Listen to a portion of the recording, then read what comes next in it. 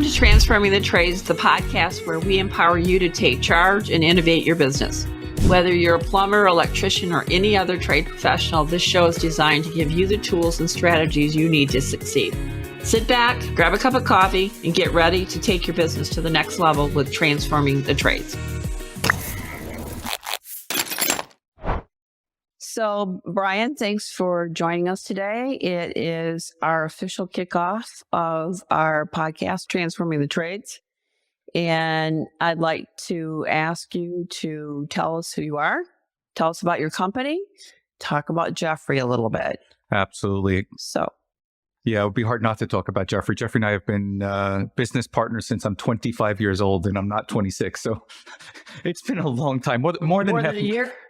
More than half my lifetime. Let's just put it that way. Jeffrey and I started in the internet marketing world very early on, in the mid 90s. Very early on, got started with data. We actually founded the Digital Analytics Association.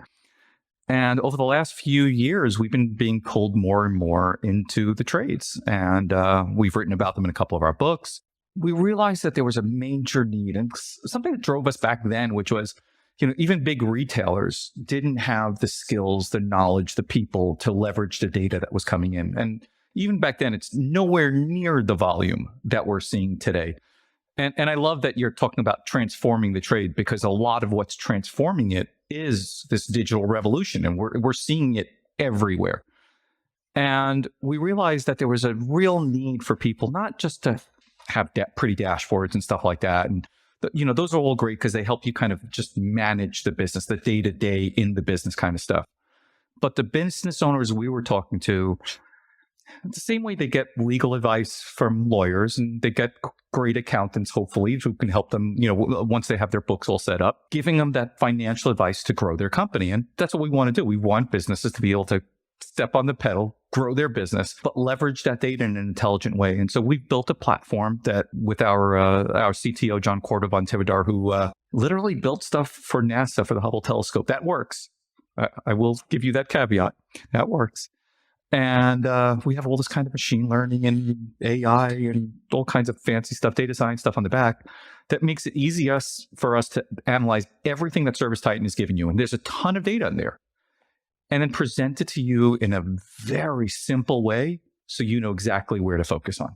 So what's the name of your company? The name of the company is called Dataturk.ai. And the reason behind Turk, right, which is kind of like behind that mechanical Turk, is we just want to make believe this is a big. If you remember the movie Big, actually, sure, one of my favorite movies. One of my favorite movies all time. That Zoltan is a mechanical Turk, right? It's the same kind of idea. It's like we can have all kinds of fancy stuff going on in the background, but you just want that little message at the end of the day of that fortune, and that's all we're trying to hand to you as well.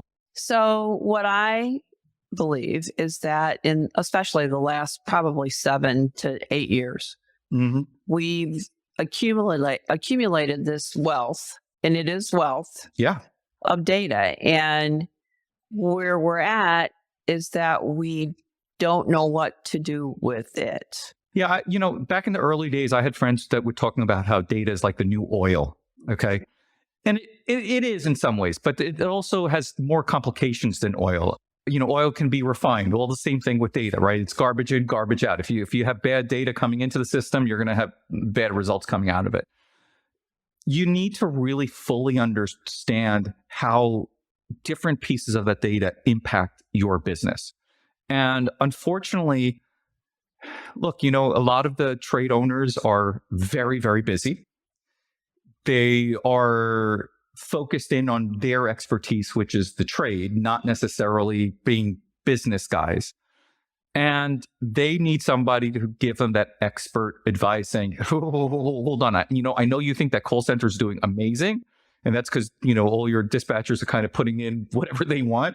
But in reality, you're really only taking in about 15% of the calls that are coming in are actually converting into leads. You really need to focus in on what's going on there.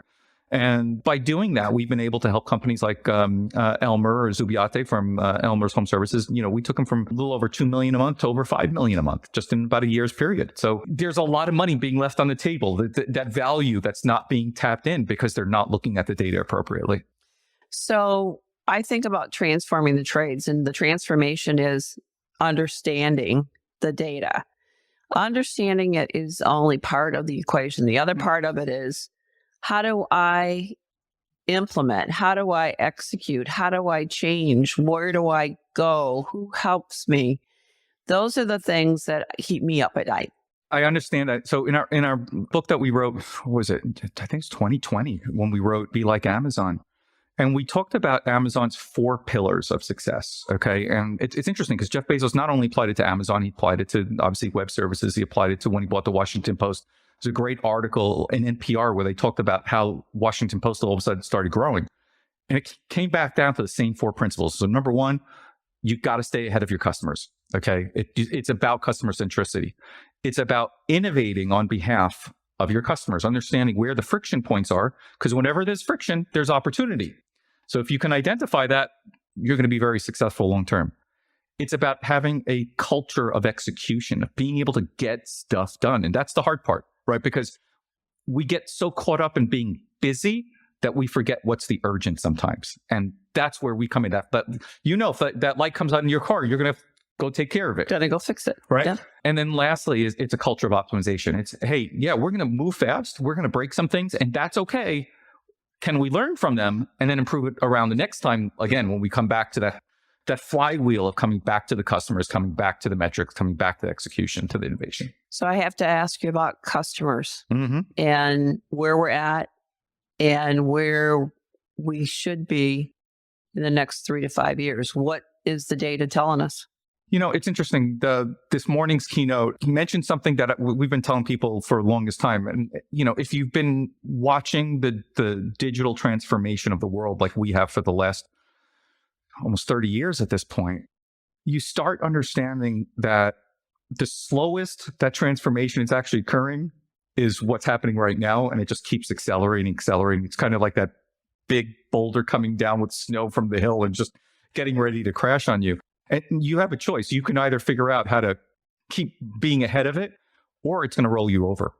And I think that's the big concern for a lot of companies is they're still focused in on so much on their day to day that they don't have enough vision to see where we're going, and that where we're going is going literally to transform everything, because customers always want less friction. They always want more convenience. They always want things at their time. And so, right now, when you're going out and you're telling people, okay, we're going to show up on this date, and, maybe you give them a 4-hour window, they're going to get frustrated with that because someone's going to come and they're going to say, hey, we're going to give you a 1-hour window, because they've gotten better at using their data and they know exactly how long someone's going to take. And if they're not, they have the extra capacity to send someone out just to back themselves up.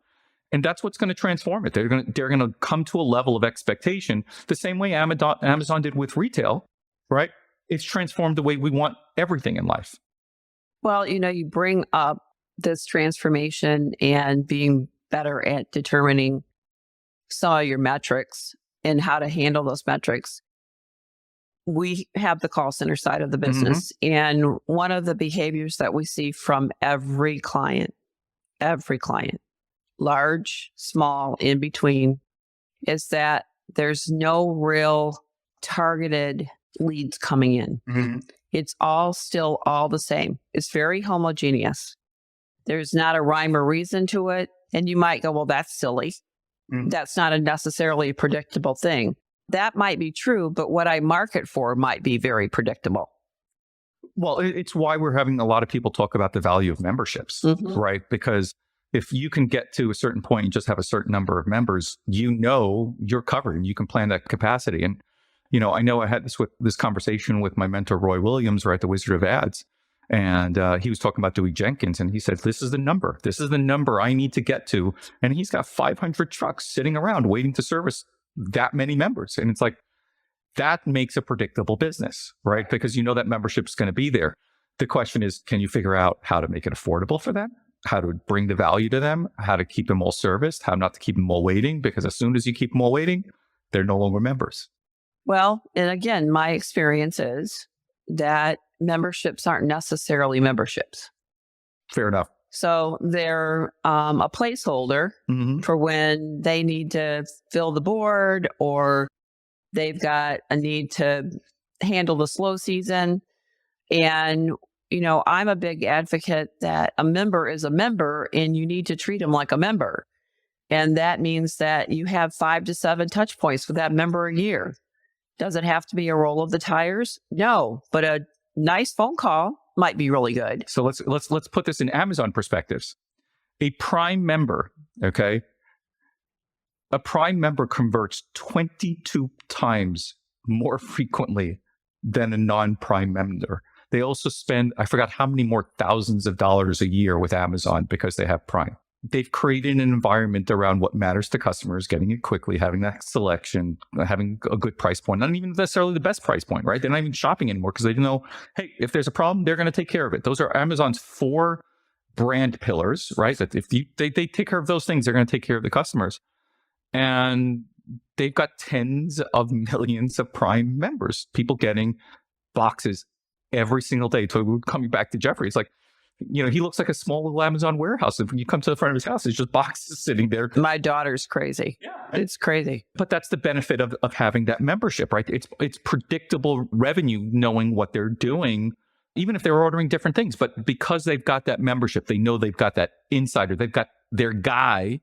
They don't worry about it. And that's what customers want to have. Like, they want to have a home that they don't have to worry about, that they've got a guy that can press the button and everything's taken care of. That's really the ultimate thing they want. Amazing. My prior guest talked about this very same phenomenon, and it was about consumer behavior and where it's leading. And so, I'm into this 2 conversations today.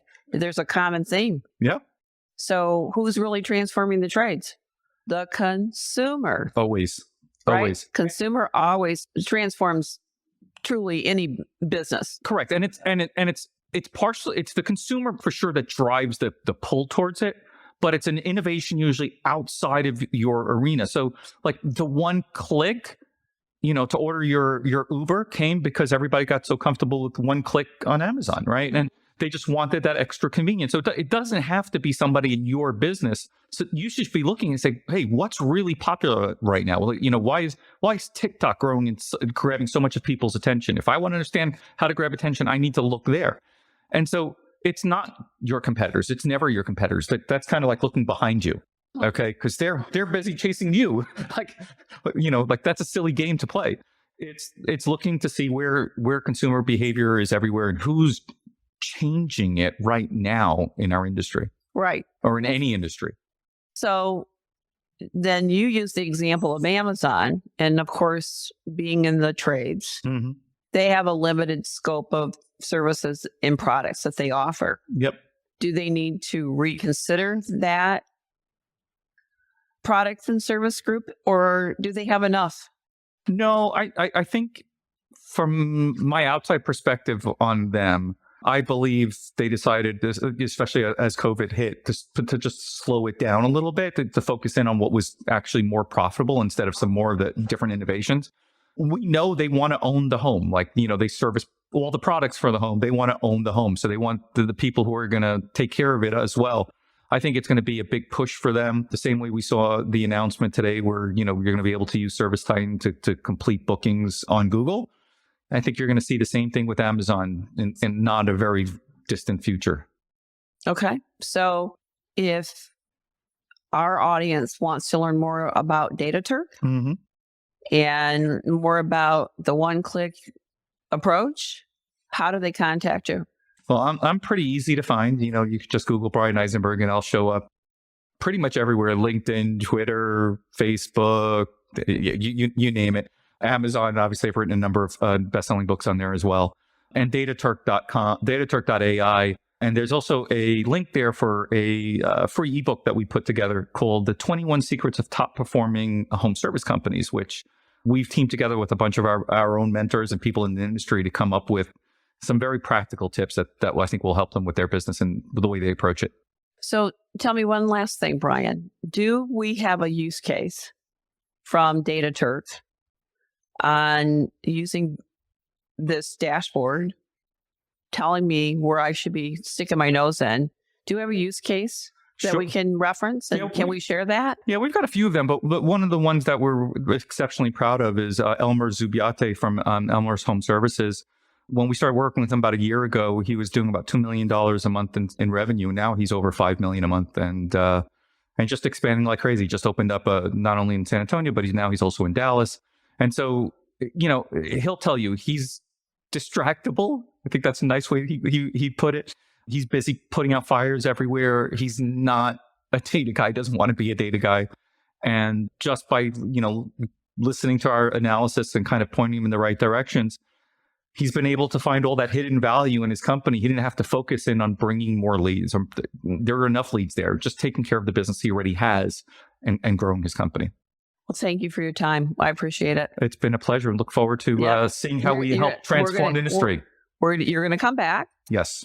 We're going to talk more about this because this is a process, right? So we're talking about this, and in the way I see it, that definitely in the next 12 months, we're going to see a click. Yep.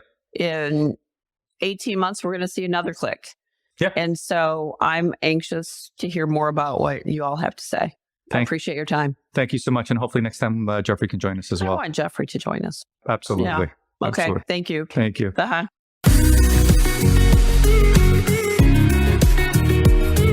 Thank you for tuning in to Transforming the Trades. We hope you enjoyed today's episode and gained some valuable insights and tips for your trade business. If you found this podcast helpful, be sure to subscribe and leave us a review on your favorite podcast platform. And don't forget to check out our website where you can find additional resources and information to help you grow your business. Until next time, keep innovating and take charge of your success.